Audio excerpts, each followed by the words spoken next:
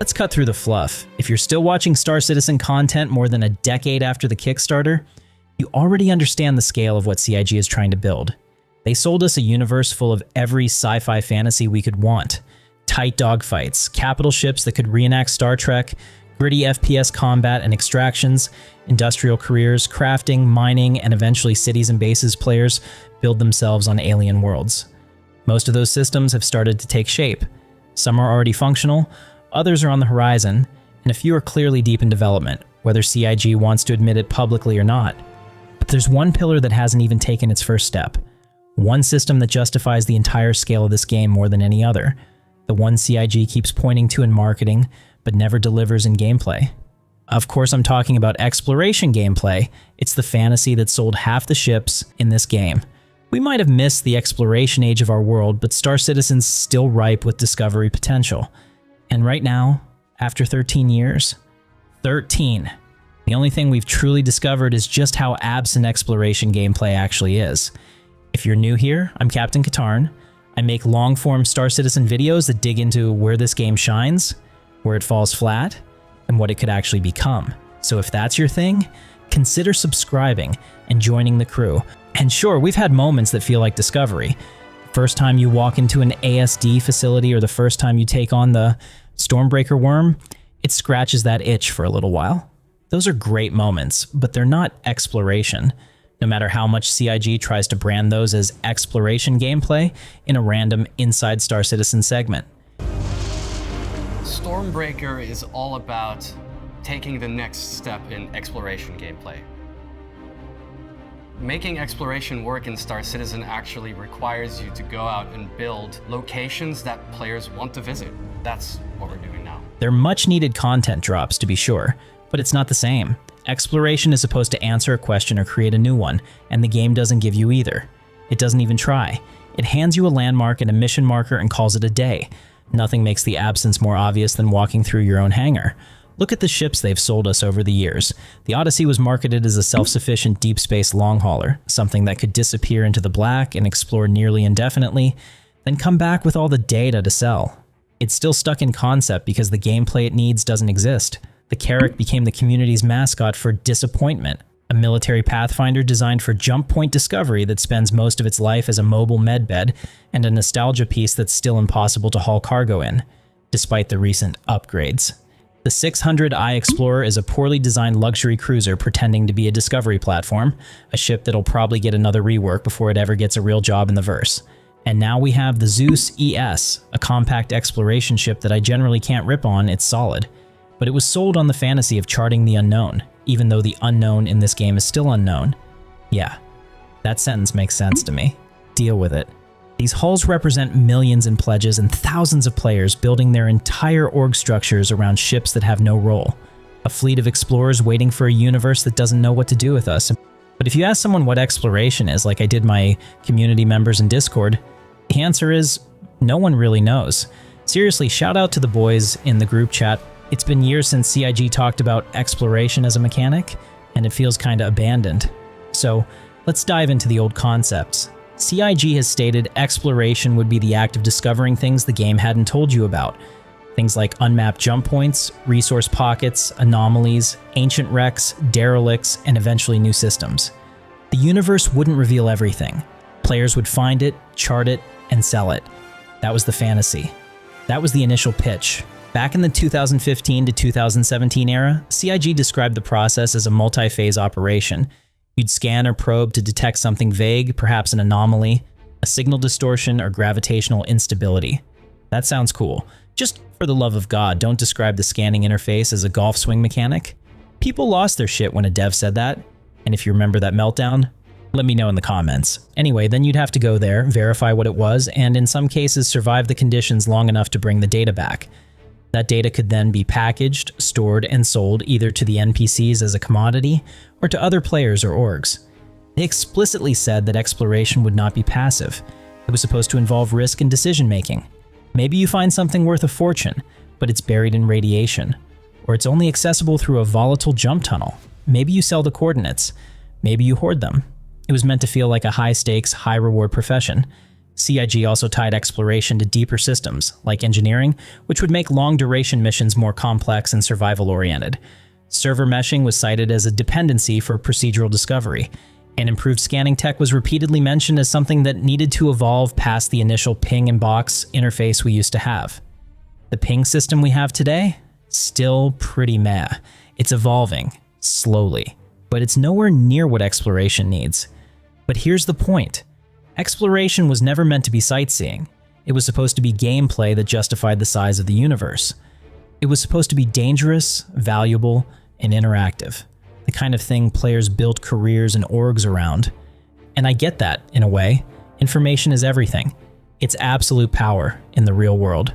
Part of what makes modern militaries so effective are the systems that allow them to coordinate communications and gather information from every source at the same time. The person who has the information is king, and it reminds me of the Shadow Broker in Mass Effect, to tie it back to sci-fi. And in a game like Star Citizen, where you can sell rocks, guns, and wreckage, well, it's insane that you can't sell knowledge yet. But I don't want perfect information. Perfect information kills games. It needs to decay, it needs to become obsolete, or the scale of the game means that everything is going to be known within a week of Star Citizen 1.0 launching. But I think the real reason CIG has gone dark on exploration is that the gameplay has significantly changed. And if I'm right about where they're heading with it, not everyone's gonna like it. To be clear, I'm speculating here, but theory crafting is half the fun. Today, our jump gates resemble the recycle symbol. You can jump directly from Stanton to Nyx, Nyx to Pyro, and Pyro to Stanton. I'd like to think that's because they didn't want to allocate more servers than needed to the verse, rather than it being the final design. If the only way to get to Nyx was to go through Pyro, there would need to be more server zones in Pyro than current player behavior probably justifies. Being smart with resources is pragmatic, and I'm all for that. But I really hope there comes a day when you need to go through multiple star systems to reach a destination. If that's not true in the future, the universe is going to feel small. Once there's a reason to actively want to avoid certain routes or take a shortcut, like a mini Kessel run, the concept of jump points you can actually find with your exploration ships starts to make more sense. And look, I can already hear people bringing up the star map and all the lore attached to it. Sure, you can spend time staring at the star map on the website, but the lore will always evolve to meet gameplay needs, whether we like it or not. We really shouldn't hold something Dave and Will came up with years ago in a writing room as gospel if there's a better way that makes the game more interesting. The other thing I think is changing is that we aren't going to be exploring truly alien worlds in the current design. That doesn't really line up with the 5 star systems we're getting for launch. Those are all known systems, and I'll get into what I think exploration on the planets will have is actually going to look like, but first I want to talk about the gameplay I would love to see here, because there is something that Star Citizen's just begging for. I would absolutely love to see a system where you can find an uncharted jump point that takes you to a completely blank star system. Lore be damned, there is no way every star system in the galaxy has been explored already. Use the Star Wars rationale that space travel is incredibly dangerous, and scouting new hyperspace routes kills nearly every explorer. Then we can say that the systems on the star map are the ones with stable, safe jump points. That is the only thing that makes them special. When I say the system is blank, I mean your star map is completely empty in your Mobi-Glass. To be clear, I don't mean CIG needs to build infinite procedural star systems. That is one of the worst things that happen to video games. You only have to play No Man's Sky or any other game that leans hard on that kind of procedural generation for about 20 minutes before the bloom comes off the rose. Oh look, it's another creature I've seen 50 times already, but this one's green and has 2 butts. How exciting. What CIG needs, in my opinion, is maybe 10 or so unnamed star systems with no settlements in them. Places they put the bare minimum into so players could potentially create the infrastructure there. No stations, no NPC cities, nothing. Just some planets, a few moons, maybe some dead points of interest that look like someone tried and failed to live there. What would make it interesting is the danger of staying too long. Maybe that jump point you found has a very finite lifespan. Once it collapses, you're screwed and stuck in that system until you run out of fuel and die, or you manage to find another jump point home.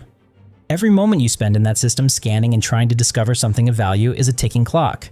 There is no fuel station unless you brought a starfare with you. No Kelto right around the corner to top up supplies. It is real space exploration with very real consequences in the death of a spaceman era. To me, that would be glorious. And you can imagine where it goes from there. Eventually, players decide these backwater places are their home, with frontier outposts they built themselves. CIG could even run UEE expansion drives where players need to gather resources so NPC cities can be built there. I'm one guy, I don't have all the answers, but that sounds compelling to me. But let's be honest with ourselves. That's the Star Trek fantasy. And while CIG loves to market Star Trek, they're building The Expanse. They're building a gritty industrial simulator where every mechanic eventually comes back to the economy. Pure discovery is romantic, but it doesn't feed the machine. So, while I'll keep hoping for those blank systems, what I think is far more likely is that exploration ships are going to get drafted into the workforce. They're going to get tied directly into the resource game. Right now, you can scan in a mining or salvage ship and find rocks to mine, or ships to salvage. I don't think that part changes. What I do think changes is that if you want to find the really high-density, high-quality pockets of resources, you're going to need an exploration ship's scanning module. Think about it. Star Citizen is committing to a Star Wars Galaxy-style system where resources spawn across the planet. In that game, you use a planetary scanning tool. It tells you what resources are present, and then you use it to find the highest concentration. All of that happens with a click of a button. I think in Star Citizen, exploration ships are going to become the planetary surveyors. You'll be the one finding and selling the locations of the best resource spots on a world. Planets are insanely large in Star Citizen, roughly a sixth the size of Earth. There's enough surface area on a single planet to be practically infinite from a single player's point of view. That makes randomly stumbling across the perfect, top-quality copper patch about as likely as winning the Powerball. So let's talk about how that actually works in practice. In my head, the loop starts with you in an actual dedicated explorer sitting in orbit over a planet and running wide area scans. You're not looking for individual rocks, you're painting the entire planet as a heat map of potential. The scan returns come back as bands and clusters of resource density, not a single blip saying, mine here. You're building the picture other players are going to work from. From there, you drop lower and refine the scans. Maybe the first pass just tells you there is a high presence of metals in a certain region, so you swing back through with a tighter scan mode and start breaking that down into specific resource types and purity scores. The better your ship, the better your components, and the more time you spend, the more accurate that picture gets. A Zeus ES might be able to pull up richer detail than a generic prospector ping, and a Carrack or Odyssey might be able to store an entire planetary survey run as a massive data package instead of a handful of bookmarks. Either way, there needs to be a reason to use the larger ships. The key is that what you walk away with is information that can be sold. A survey file, a data drive, a signed package that says, here are the coordinates of a copper vein that sits at 934 quality and has this many units for extraction. Your job is to find the best spots, tag them, and get that intel safely out of there. Once you have that, you have choices. You can sell the info directly to NPCs on a commodities board, get paid, and the world would simulate NPCs eventually working that resource if players don't. You can put it on a player contract and let some industrial org bid on exclusive access to the info for the next few days. You can keep it for your own org, and set up your mining division to quietly move in before anyone else knows what's there. Again, I'm not a designer. I just see this as a likely evolution of the mechanic. The decay piece matters too. Those resource fields need to change. The devs have already said they'd rotate out as they're mined, and I think everything needs to despawn even if it's not mined. That means your survey results have a shelf life. You can't hoard perfect information forever. You're working against a clock. If you're late getting that info to market or you sit on it too long, the value drops off a cliff or is ultimately worthless, and risk is part of the gameplay loop as well. The best deposits might be in hostile territory, as they alluded to at CitizenCon, with higher resource potential in PvP space. You might have to run your scans in a storm, under threat of pirates who want to take your ship to get the info, or in radiation that slowly chews at your components. The deeper you go and the more accurate you want your survey to be, the more you have to gamble your ship and your life. Miners take on risk at the rock, salvagers take it at the wreck, explorers take it earlier in the chain, and they are betting on the intel paying off. This also gives smaller orgs and solo players a realistic way to matter. You might not have the manpower to lock down an area and blitz it with a full industrial fleet, but you can take an exploration ship out to the edge of civilization, map a handful of high-value pockets, and sell that info to someone who does.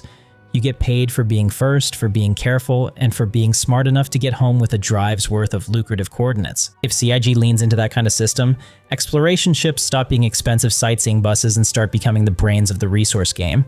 They become the reason orgs move and find the best locations for bases. And even if we never get my dream of unstable jump points into blank frontier systems, that version of exploration still turns curiosity into something concrete. It turns, I wonder what's out there, into, I know what's out there and I can sell it. So that's my read on it. I think CIG's original vision for exploration has already shifted, and some of you might hate it. Maybe you think I'm dead on, or think I'm completely out to lunch. Either way, I want to hear it. If you made it this far, you're already one of the crew, so get subscribed because there's so much more to talk about. If you'd like to support the channel further, there's the join button or my referral link to the impound in the description. I'd like to thank my channel members, as they directly keep me flying. Seriously, you guys rock. Thanks for watching, and I'll see you in the verse.